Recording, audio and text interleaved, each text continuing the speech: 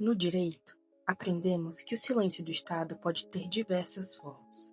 Mas no Vale do Javari, em junho de 2022, o silêncio teve um som de tiro. Este não é um documentário sobre a morte de Bruno Pereira e Dom Phillips. É sobre a arquitetura de uma ausência, de uma omissão, sobre como essa omissão, calculada em um gabinete no centro do país, pôde abandonar os seus servidores indigenistas na última fronteira do Brasil.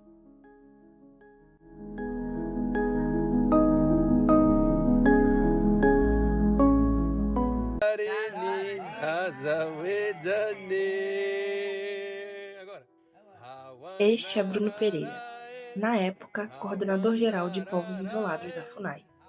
Após ações de combate ao garimpo ilegal em terras Yanomami, Bruno Pereira foi licenciado do cargo e, assim, iniciou seus trabalhos na liderança da Univaja, a União dos Povos Indígenas do Vale do Javari.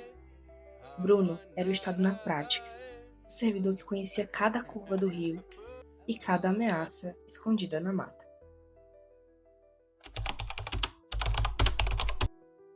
A sede da Fundação Nacional dos Povos Indígenas, FUNAI, em Brasília, se ergue em um complexo corporativo de torres espelhadas, um monumento de granito e vidro, batizado de Parque Cidade Corporate. Exala poder e modernidade. Mas para os povos que deveria acolher, essa mesma grandiosidade ergue uma barreira invisível. As linhas retas espelham a paisagem urbana de Brasília. Não refletem as orcas circulares, as malocas de madeira e palha, nem a integração com a natureza que marcam a arquitetura e a vida dos povos originários. O prédio da FUNAI, em sua essência, não é um lugar de pertencimento para o indígena. É a materialização de um Estado que se impõe distante e impessoal. A FUNAI é o Estado no papel. A instituição criada pela Lei 5.371 de 1967 nasceu para ser o escudo dos povos originários, garantindo o cumprimento da política indigenista no Brasil. Seu principal instrumento sempre foi o poder de polícia administrativa e o dever de fiscalizar e proteger os territórios. Essa é sua função, sua razão de existir. A Lei de 67 criou a autarquia chamada de Fundação Nacional dos Povos Indígenas como uma entidade administrativa com personalidade jurídica de direito público, com o objetivo de garantir o cumprimento da política indigenista no Brasil. Era para ser o Estado no papel, com o dever e a força para torná-lo realidade na Terra. Contudo, a história recente transforma a sede da FUNAI em um símbolo doloroso, um espaço que deveria ser de diálogo e proteção, mas que por tantas vezes se tornou palco de confronto e exclusão. A pergunta que ecoa entre os povos indígenas e os indigenistas diante das torres de vidro não é mais sobre o que a FUNAI pode fazer por eles, mas sim sobre o que restou daquele escudo que um dia lhes foi prometido. E havia Dom Phillips. Era um jornalista britânico, trabalhava no The Guardian e morou no Brasil de 2007 a 2022, quando desapareceu. Dom era o jornalista que fazia perguntas que o poder não queria ouvir. A ironia é uma navalha.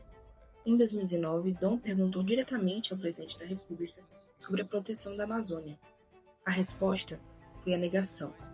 Mal sabia Dom que o homem que indicara o presidente da FUNAI acabava de lhe dar, em palavras, a mesma negligência que 3 anos depois o mataria.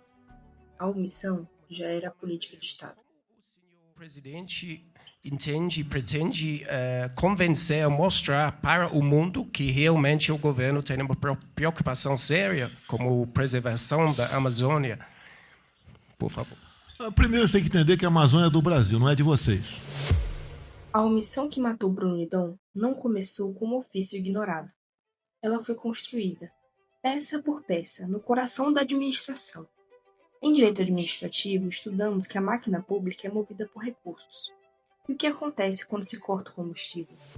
A partir da antiga gestão e até hoje, o orçamento para proteger os indígenas e os indigenistas sofreu cortes drásticos. Servidores experientes foram exonerados e substituídos. Normas internas foram reescritas, não para proteger, mas para expor os territórios. Isso não é apenas má gestão, é o uso da estrutura administrativa para anular a sua própria finalidade. É o desvio de finalidade em sua forma mais explícita. Com a estrutura de proteção enfraquecida, os alertas se multiplicaram na época. Diante do perigo notificado, O gestor público tem o dever de agir. E quando Bruno, os indígenas e os indigenistas gritavam por socorro, a diretoria da FUNAI em Brasília declarava oficialmente que o perigo não existia. Negar a realidade se tornou estratégia. Cada não burocrático era um passo para a emboscada no rio Itaquaí. A omissão era escancarada. 5 dias após a sede da FUNAI no Vale do Javari ser atacada a tiros, foi feita uma reunião com os servidores indigenistas da FUNAI que trabalhavam no Vale do Javari na época.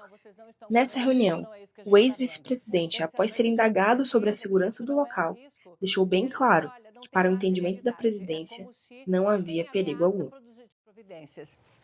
Nesse momento, eles precisavam ter tomado providências.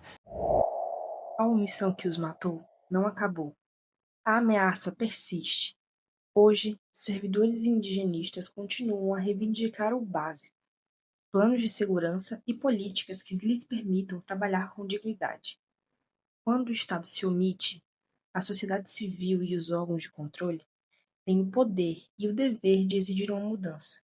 É essa luta que impede que essa história caia no esquecimento. Dom e Bruno não eram apenas profissionais cumprindo um dever. Eram, acima de tudo, apaixonados pela Amazônia. A prova disso está na última postagem de Dom, poucas horas antes de desaparecer. Uma frase simples, que se tornou um legado e dá nome a este documentário.